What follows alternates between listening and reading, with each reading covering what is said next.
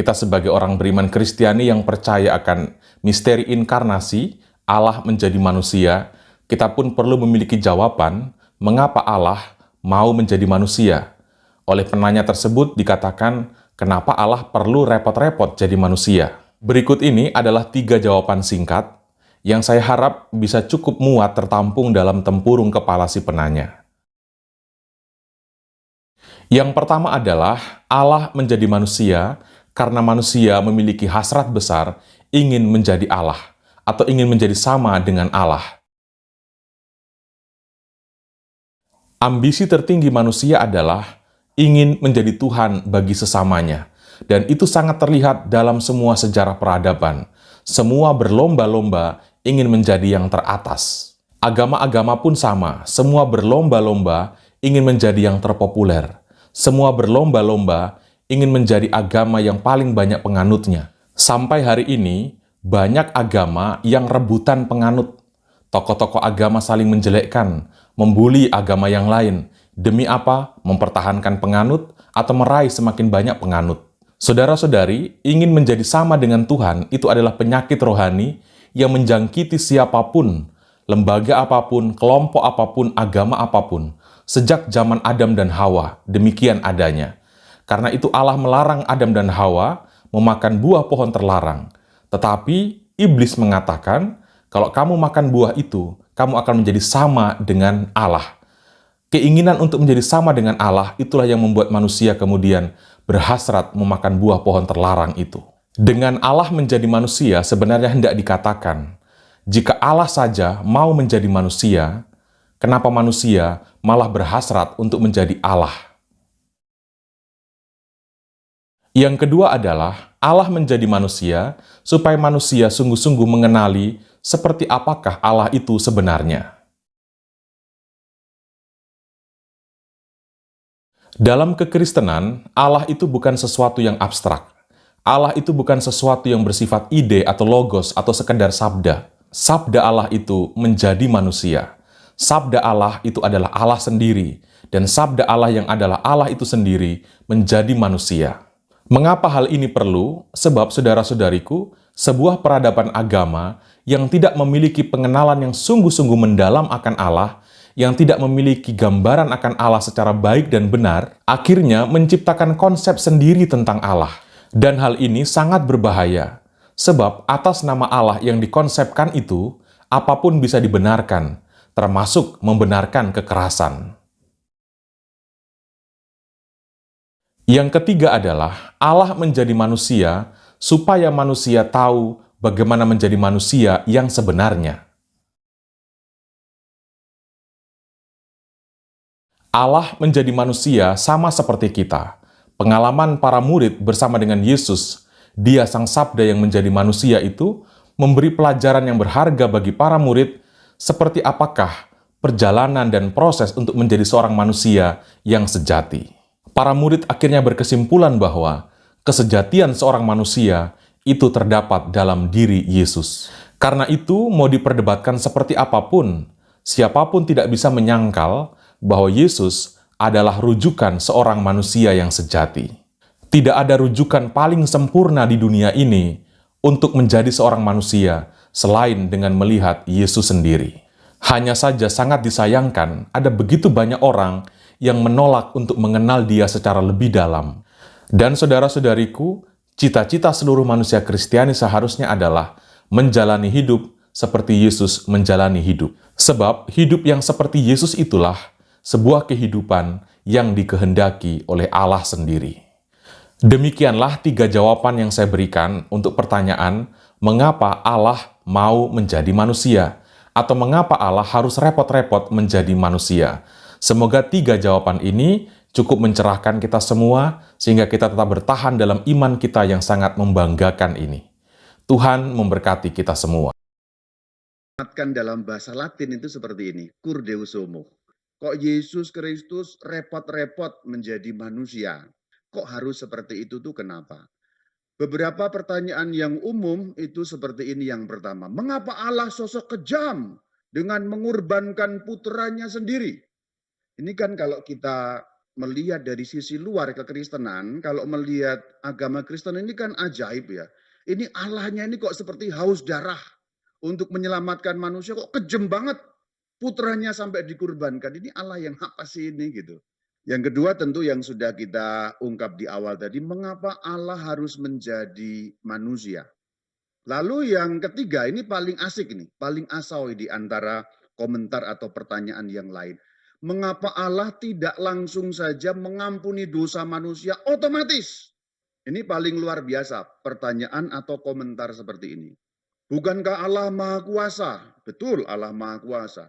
Bukankah Allah bisa berbuat segala sesuatu? Betul, Allah bisa berbuat segala sesuatu. Lalu kenapa harus ruwet sekali? Untuk menebus manusia, harus jadi manusia, lahir menjadi bayi kecil, nanti sengsara, nanti wafat, dan lain sebagainya. Kok menjadi rumit persoalannya? Kenapa tidak sudah langsung saja Allah, aku mengampuni semua dosa manusia, dari Adam sampai kiamat. Pus, bul kibal kibul beres. Kan bisa harusnya karena Allah Maha Kuasa. Kenapa Allah tidak melakukan otomatis begitu saja? Nah, ini pertanyaan-pertanyaan yang tidak ringan untuk dijawab. Para teolog sudah mencoba memaparkan berbagai jawaban. Ini memang teologi berat, tetapi saya akan menyederhanakannya. Paling kurang begini Bapak dan Ibu saudara-saudari. Paling kurang kita paham duduk perkaranya, bagaimana menjelaskannya. Terutama menyangkut pertanyaan ini. Kan Allah bisa mengampuni langsung. Sekali tiup dosa manusia beres, diampuni. Kok tidak itu saja yang dipilih? Kok yang dipilih yang ruwet, yang sulit, yang berat, yang menyiksa, yang menyengsarakan? Dan kita akan melihat pertama-tama bahwa Allah itu menciptakan tanda petik sistem yang di dalam bahasa Alkitab itu disebut dengan sungguh amat baik. Kita lihat Kejadian 1 ayat 31. Ini penutup penciptaan yaitu pada hari ke-6. Maka Allah melihat segala yang dijadikannya itu sungguh amat baik. Berarti saudara-saudari, Allah kita itu Allah keteraturan.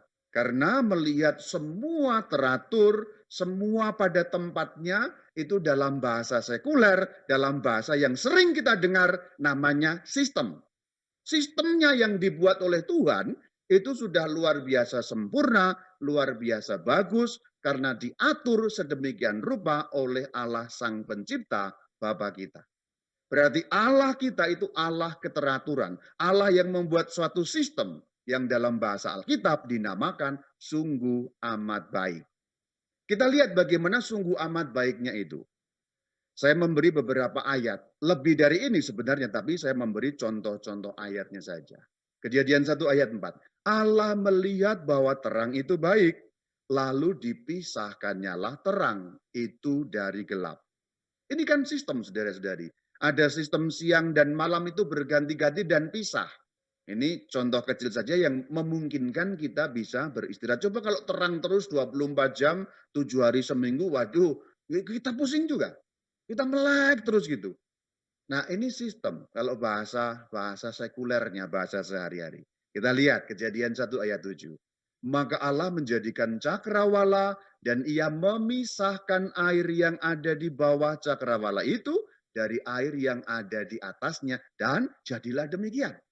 Ini disebut baik, sungguh amat baik. Ini juga sistem. Air itu dipisah-pisah. Sehingga kalau di bagian ayat yang lain ya daratan terpisah dengan air. Coba kalau dicampur-campur, air yang di atas itu kan berarti air awan dan sebagainya itu, air yang di bawah berarti air laut. Coba kalau campur begitu saja, daratan harus ada di mana saudara-saudari? Berarti ini sistem yang dibuat Tuhan yang disebutnya sungguh amat baik.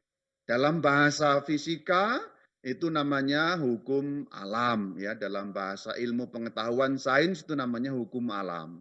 Hukum alam itu sesungguhnya suatu sistem yang dalam bahasa rohani disebut sungguh amat baik. Kejadian 1 ayat 14. Berfirmanlah Allah, biarlah benda-benda penerang itu menjadi tanda yang menunjukkan masa-masa yang tetap. Perhatikan, masa-masa yang tetap dan hari-hari dan tahun-tahun. Tuhan menciptakan sistem dunia ini dengan masa-masa yang tetap sehingga kita bisa tahu nanti setelah musim hujan itu musim apa, musim apa, musim apa. Sehingga orang bisa mengantisipasi, orang bisa membuat rencana, misalnya di negara-negara 4 musim, kan urutannya selalu seperti itu. Coba Anda bayangkan kalau hari ini tuh 24 jam, hari besok 27 jam, hari berikutnya cuma 13 jam.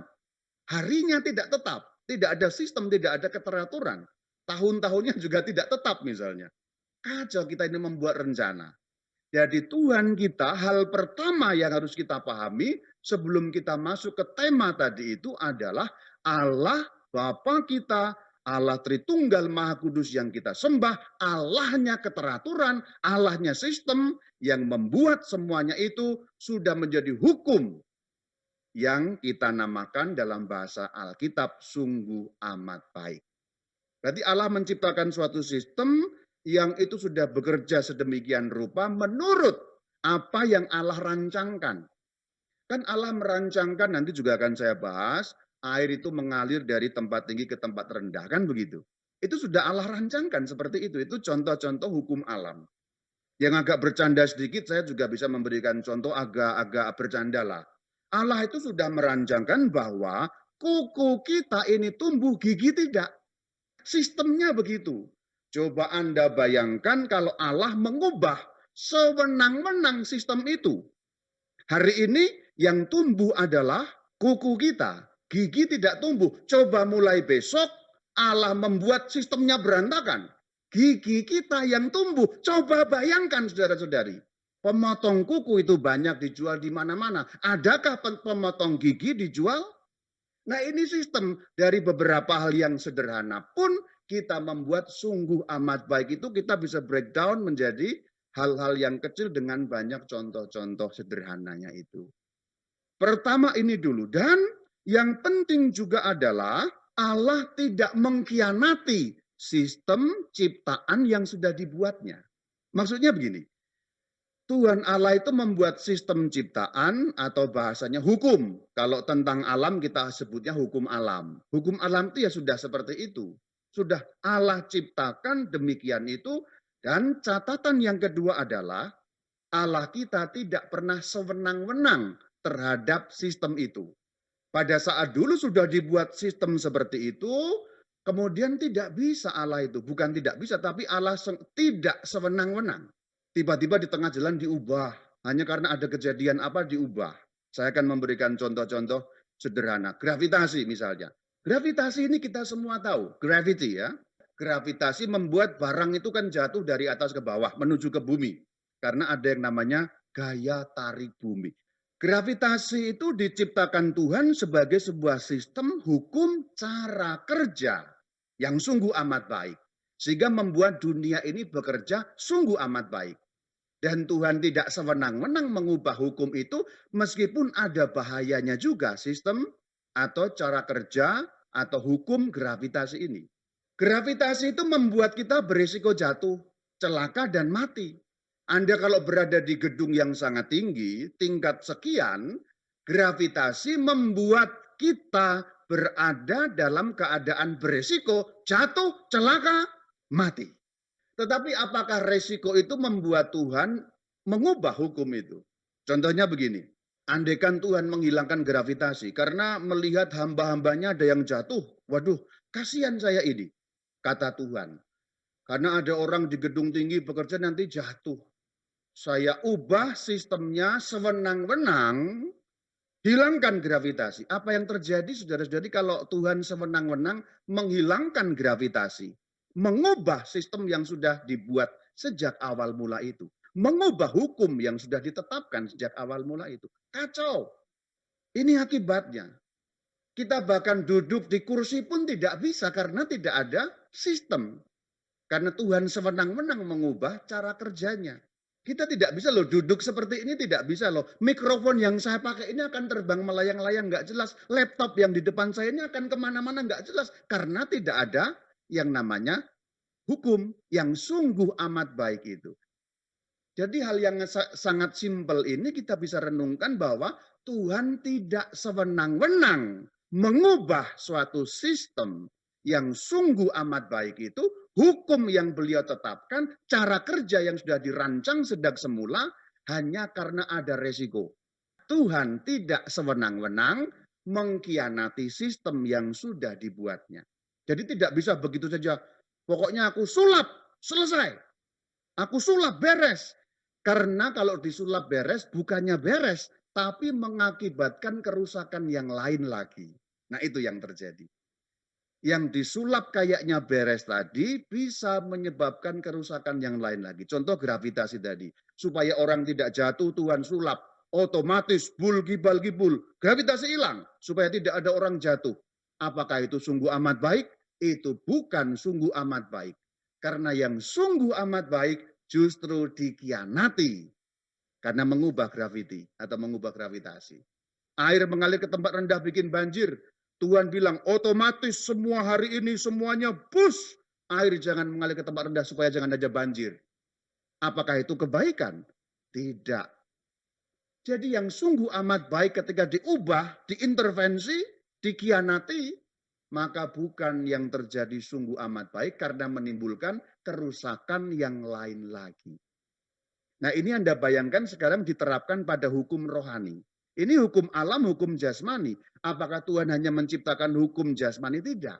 Tuhan juga menciptakan hukum rohani. Sistem yang sifatnya rohani tentu saja. Karena Tuhan menciptakan hal-hal yang kelihatan dan tidak kelihatan. Yang kelihatan itu kan berarti jasmani, alamiah. Yang tidak kelihatan spiritual, rohani. Maka Tuhan pun menciptakan yang sungguh amat baik ini tidak hanya dalam bidang badaniah atau jasmani atau fisik, tetapi juga menyangkut hukum-hukum yang namanya hukum spiritual. Apakah ada itu hukum spiritual? Ada. Apakah ada sistem rohani? Ada. Tuhan juga membuat sistem rohani karena manusia terdiri dari dua bagian yang artinya adalah di dalam diri manusia itu ada yang fisik yang menyatu dengan nafas hidup yang di situ dikatakan sebagai sesuatu yang menghidupkan dari Allah berarti spiritual sifatnya. Ya kita perhatikan sistem tanda petik rohani itu apa? Kejadian 2 ayat 16. Lalu Tuhan Allah memberi perintah ini kepada manusia. Semua pohon dalam taman ini boleh kau makan buahnya dengan bebas. Ayat 17. Tetapi pohon pengetahuan tentang yang baik dan yang jahat itu janganlah kau makan buahnya sebab pada hari engkau memakannya pastilah engkau mati. Ini terkait dengan kerohanian manusia. Jadi Tuhan juga membuat sistem rohani, sistem spiritual, bukan hanya sistem alam jasmania, dengan memberi perintah kepada manusia, Kejadian 2 ayat 17. Semua boleh kamu makan, tapi yang itu jangan kau makan. Pohon pengetahuan itu, karena kalau engkau memakannya pasti engkau mati. Ini sistem yang diciptakan Tuhan untuk rohani manusia. Jadi kalau berani-berani melanggar sistem itu, maka kamu mati. Ini yang berarti tanda petik sistem rohani. Sebagaimana juga tadi sistem jasmani. Kalau kita ubah dengan perbandingan, kan seperti ini kira-kira. Gravitasi. Tuhan ini perbandingan ke hal yang fisik. Supaya kita mudah menggambarkannya. Tuhan membuat sistem jasmani. Lalu janganlah kau melompat ke bawah. Pada hari engkau melompat, pastilah engkau mati. Ini perbandingan. Demikian juga sistem yang rohani tadi. Kalau engkau memakannya, engkau mati.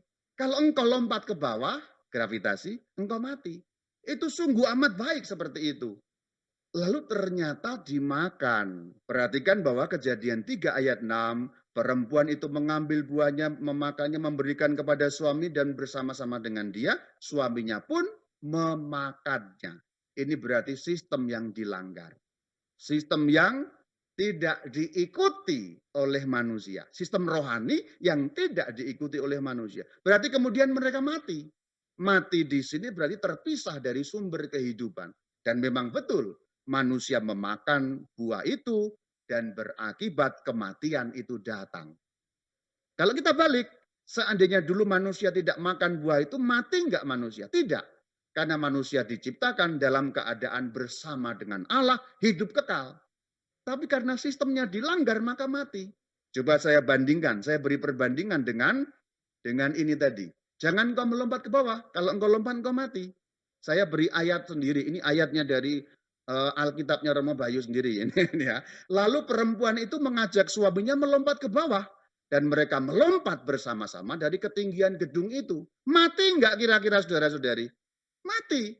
Kenapa? Karena sistemnya dilanggar. Berarti keburukan yang terjadi di dalam dunia fisik kita maupun dunia rohani kita karena ada hukum Tuhan yang dilanggar. Tapi apakah Tuhan kemudian mengubah hukum itu? Ya tidak. Apakah karena ada orang yang mati karena melompat dari gedung, Tuhan otomatis menghilangkan gravitasi? Ya tidak. Karena jika mengubah hukum itu, terjadi keburukan yang lain lagi. Ini penalarannya. Maka, saudara-saudari, apakah supaya tidak banjir Tuhan mengubah sistem hukum alam? Tidak, karena akan membuat kerusakan yang lain lagi. Itulah kenapa ketika sistem rohani dibuat seperti ini, kemudian manusia berdosa, lalu Tuhan tidak otomatis mengubah sistemnya. Pokoknya sudah dosamu hilang otomatis. Ini perbandingannya sama dengan soal gravitasi tadi.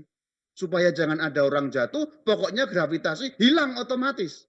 Ini akan menimbulkan kerusakan yang lain lagi. Nah, Tuhan sudah membuat sistem pengampunan. Sama seperti air, Tuhan sudah membuat sistem itu kan mengalir ke bawah, makanya manusia harus mempelajari drainase. Bagaimana cara mengelola air. Dan mengenai dosa manusia, Tuhan pun sudah membuat hukum mengenai bagaimana manusia diampuni. Bukan berarti otomatis, selesai. Bukan berarti hukum air tadi diubah, air nggak mengalir ke bawah lagi. Bukan, tapi dibuat sistemnya. Nah, sistem pengampunan itu ada dalam kitab Imamat. Bagaimana manusia yang sudah salah tadi bisa mendapatkan pendamaian, yaitu diampuni dosanya. Tuhan sudah memberi sistem di situ. Saya memberikan tanda petik sistem pengampunan di kitab Imamat. Imamat 5 ayat 5. Jadi apabila ia bersalah dalam salah satu perkara itu, haruslah ia mengakui dosa yang telah diperbuatnya. Haruslah ia mempersembahkan dan seterusnya korban penghapus dosa. Dengan demikian imam mengadakan pendamaian. Jadi kalau manusia jatuh ke dalam dosa, Tuhan sudah membuat sistem, Tuhan sudah membuat hukum secara rohani. Kalau manusia berdosa, buatlah korban. Sehingga dengan korban itu dibersihkan dosanya.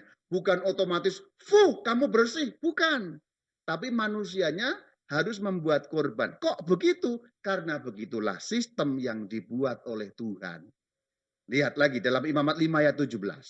Jikalau seseorang berbuat dosa dengan melakukan salah satu hal yang dilarang Tuhan dan seterusnya, nyambung ayat 18, haruslah ia membawa kepada imam seekor domba jantan yang tidak bercela, yang sudah dinilai sebagai korban penebus salah. Imam itu haruslah mengadakan pendamaian dan seterusnya. Berarti ini sistem yang dibuat Tuhan. Manusia berdosa, minta ampun, membuat korban, diampuni. Nah gitu ya. Ini sistem yang dibuat Tuhan. Sehingga manusia harus mengikuti itu supaya selamat. Air mengalir ke bawah, dibuat alirannya tertib, tidak terjadi banjir. Mengikuti sistem itu, tidak dilanggar sistemnya. Air, gravitasi, barang jatuh ke bawah, maka kita menghindari lompat ke bawah sehingga selamat. Sistemnya dibuat dan kita harus mengikuti hukum cara kerja itu. Nah, cara kerja kerohanian Tuhan buat seperti ini. Manusia berdosa, mohon ampun, ada kurban, diampuni. Itu sistem rohani yang dibuat Tuhan. Bukan, ku ampuni semuanya, beres. Tidak, karena sudah dibuatkan sistemnya. Ada lagi, satu lagi ayatnya ya. Imamat 6 ayat 6. Sebagai korban penebus salahnya, dosanya tadi itu, haruslah ia mempersembahkan kepada Tuhan seekor domba jantan yang tidak bercela dan seterusnya, menjadi korban penebus salah. Lanjut, imam harus mengadakan pendamaian bagi orang itu di hadapan Tuhan. Pendamaian itu berarti dosa diampuni. Itu maksudnya pendamaian itu. Allah dan manusia berdamai lagi. Jadi sistem spiritual yang dibuat adalah manusia berdosa, manusia mohon ampun, ada kurban, kemudian diampuni. Maka kalau Tuhan mau mengadakan penghapusan dosa, ya ikutlah sistem seperti itu. Nah, di dalam sistem kerohanian yang seperti itulah, cara kerja seperti itulah, barulah perjanjian baru bisa kita pahami ketika minggu lalu Yohanes Pembaptis mengatakan seperti ini dalam Yohanes 1 ayat 29. Yohanes melihat Yesus datang kepadanya dan ia berkata, "Lihatlah anak domba Allah yang menghapus dosa dunia." Apakah Tuhan bisa langsung mengampuni tanpa apapun otomatis dosa seluruh manusia? Bisa. Tetapi itu berarti mengkhianati sistem yang sudah dibuat oleh Tuhan sejak semula. Sistem yang sudah dibuat sejak semula, kalau dikhianati, tidak lagi sungguh amat baik. Tapi akan menimbulkan kerusakan yang lain lagi. Sistem rohaninya bagaimana? Manusia berdosa, mohon ampun, ada kurban, diampuni. Sistemnya begitu.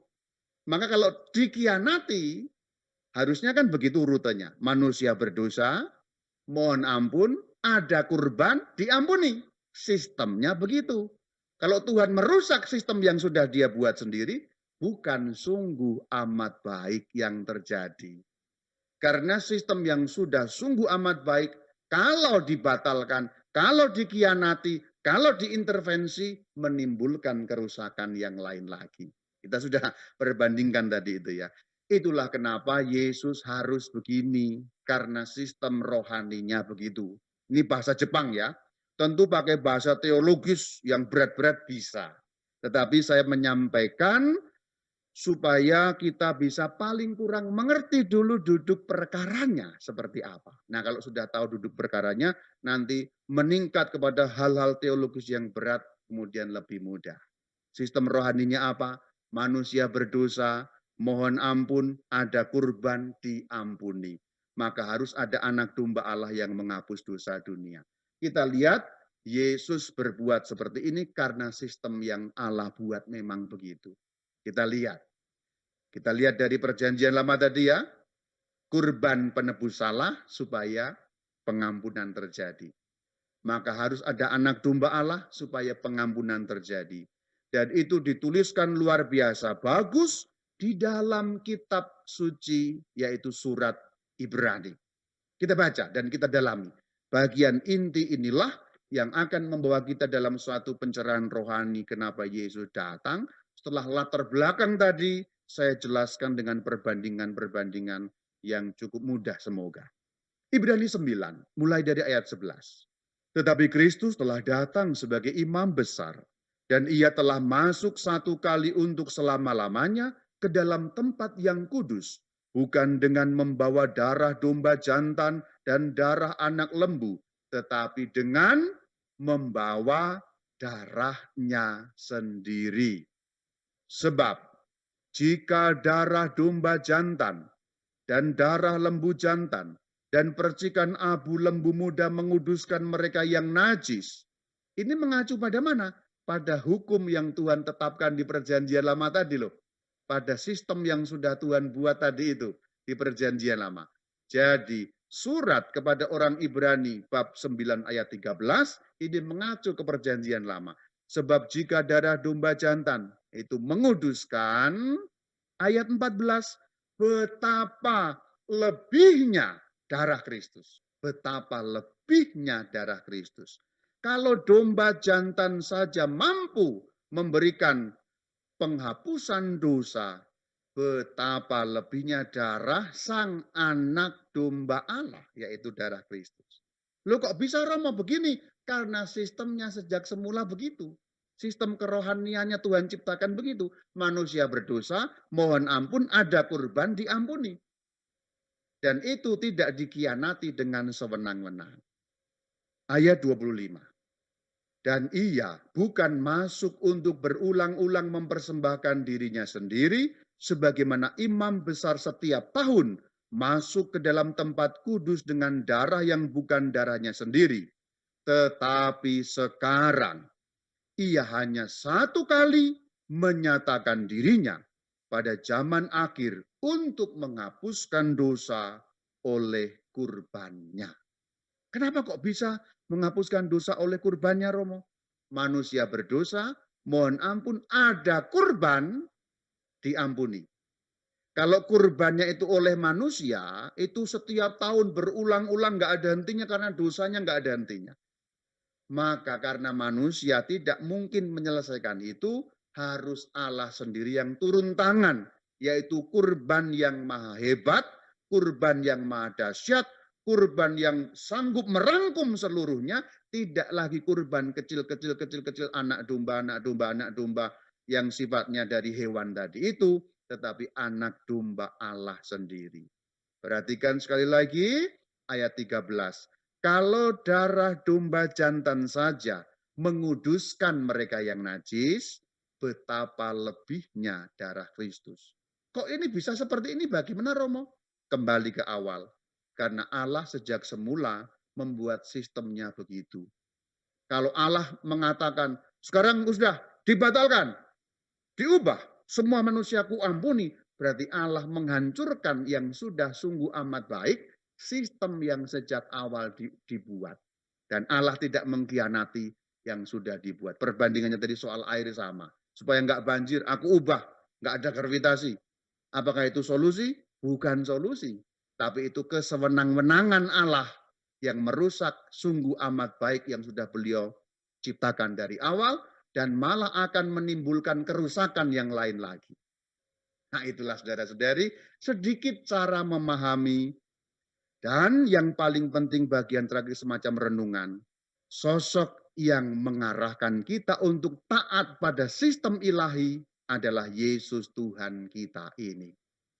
Beliau tidak hanya dengan darahnya menghapus, tetapi juga menjadi teladan. Contoh paling utama bagaimana taat sistem, yaitu taat sistem ilahi. Perhatikan. Filipi 26 ayat 7. Walaupun dalam rupa Allah tidak menganggap kesetaraan dengan Allah itu sebagai milik yang harus dipertahankan, melainkan mengosongkan diri, mengambil rupa seorang hamba menjadi sama dengan manusia, dan dalam keadaan sebagai manusia itu, ia, Kristus, telah merendahkan dirinya dan taat sampai mati. Ketaatan inilah yang menyelamatkan. Dan kembali ke awal, sungguh amat baik. Ketaatan pada hukum ilahi, ketaatan pada sistem ilahi, itulah yang menyelamatkan. Dengan perbandingan simpel dengan hukum jasmani, ketaatan pada hukum alam yang Tuhan buat menyelamatkan. Kita sudah tahu gravitasi itu menarik kita ke bawah, jangan lompat. Berarti taat sistem jasmani. Untuk hal yang spiritual atau rohani sama. Ketaatan pada sistem ilahi itulah yang menyelamatkan. Tuhan katakan jangan menyembah berhala. Itu sistem yang Tuhan ciptakan. Karena kalau menyembah berhala, kamu mati. Maka taati. Jangan berzinah, itu sistem ilahi. Ketaatan pada sistem ilahi itulah yang menyelamatkan. Kenapa begitu? Karena Allah kita Allah keteraturan yang menciptakan sistem ilahi itu sungguh amat baik. Dan Kristus Tuhan kita memberi teladan bagaimana bisa manusia taat pada sistem ilahi. Dua hal, betapa lebihnya darah Kristus. Nomor dua, beliau memberi teladan kita ketaatan pada sistem ilahi. Dan karena itu, 1 Korintus 15 ayat 22 memberikan keterangan penutup. Semua orang akan dihidupkan kembali dalam persekutuan dengan Kristus. Kenapa? Karena kita mengikuti taat kepada tanda petik sistem ilahi yang sungguh amat baik.